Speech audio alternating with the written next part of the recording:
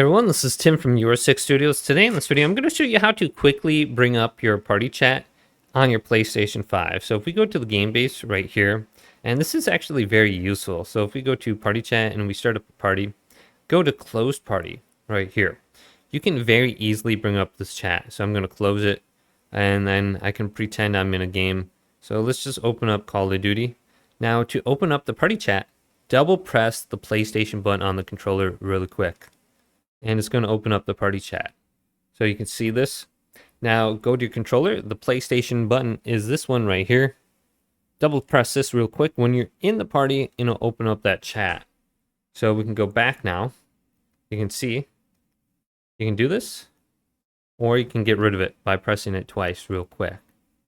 Now if you press it once, you can open up the activity card and then press X, and it will open up too. That's rather quick. So you can go press PlayStation button X. Boom, party chat. Otherwise, double press. So hopefully this quick little video did indeed help you guys out. If it did, leave it a big thumbs up and subscribe to my channel down below for more tech videos coming up next on Your Six Studios.